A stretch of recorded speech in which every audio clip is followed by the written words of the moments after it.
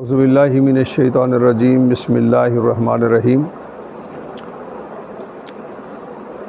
یقیناً مسلمان پر بہت سارے حقوق ہیں۔ ان میں سے ایک حق یہ بھی ہے کہ جب کوئی مسلمان بھائی بیمار ہو تو اس کی عیادت کی جائے، اس کو جا کے ملا جائے تاکہ اس کے دکھ میں کوئی کمی آئے، حوصلہ ہو اس کو۔ نبی کریم صلی اللہ علیہ وسلم کا فرمان گرامی حضرت ثوبان رضی اللہ تعالیٰ عنہ، ان سے روایت ہے، انہوں نے نبی کریم علیہ السلام سے روایت کی، من عاد مریضا لم یزل فی غرفۃ الجنت حتی یرجع۔ حضرت ثوبان کہتے ہیں کہ نبی کریم علیہ السلام نے ارشاد فرمایا کہ جس شخص نے کسی مریض کی عیادت کی وہ اس وقت تک جنت کے باغ میں رہتا ہے جب تک اس کی عیادت کرنے کے لیے وہاں بیٹھتا ہے یا اس کے لیے نکلتا ہے، جاتا ہے راستے میں، جو ٹائم بھی اس کا ہوتا ہے وہ جنت کے باغوں میں یہاں تک کہ وہ لوٹ آئے۔ جب واپس آ جاتا ہے وہ سلسلہ اس کا ختم ہو جاتا ہے۔ تو یہاں پہ اس حدیث پاک میں ایک عظیم بات کی گئی کہ اسے جنت کے باغ نصیب ہوتے ہیں جو بندہ کسی بھائی کی عیادت کے لیے جاتا ہے۔ اور ایک اور حدیث شریف میں جو حدیث قدسی ہے اس کا ایک حصہ عرض کروں گا کہ اللہ تعالیٰ قیامت کے دن بندے سے پوچھے گا کہ میں بیمار ہوا اور مجھے دیکھنے کے لیے تو نہیں آیا۔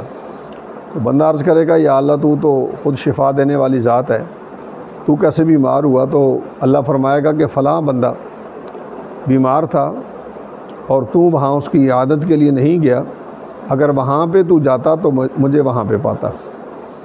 اس سے بھی پتہ چلا کہ یہ بڑا ایک عظیم کام ہے۔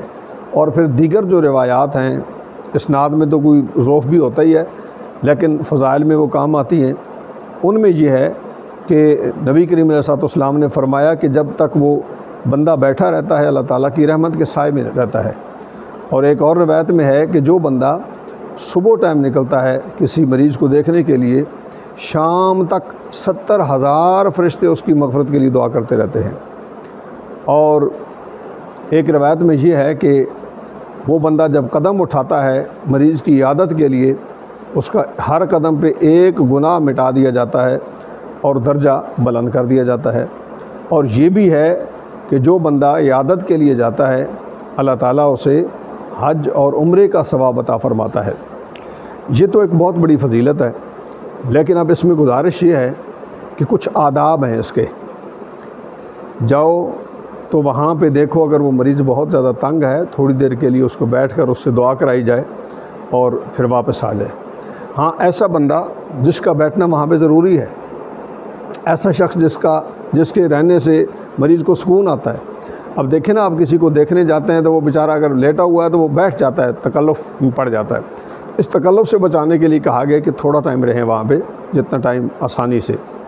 ایک بزرگ کے پاس کچھ لوگ گئے اور انہوں نے آخر میں اٹھتے ہوئے یہ کہا کہ حضور ہمارے لیے دعا فرمائیں۔ انہوں نے دعا یہ کی، یا اللہ ان لوگوں کو توفیق دے کہ ان کو یہ سیکھیں اس بات کو کہ مریض کے پاس کتنا بیٹھنا چاہیے۔ شاید لگتا ہے بہت زیادہ دیر بیٹھے ہوں گے، اس کی وجہ سے ان کو تکلیف ہوئی ہوگی۔ انہوں نے دعا کی کہ یا اللہ ان کو ان مسائل سیکھنے کی توفیق دے، آداب کے جو مریض کے لیے ہوتے ہیں۔ اللہ تعالیٰ کی بارگاہ میں دعا ہے اللہ تعالیٰ سب کو صحت یابی والی زندگی عطا فرمائے، اور اگر کوئی بیمار ہو جائے تو ہمیں چاہیے کہ ہم اس کی عیادت کریں۔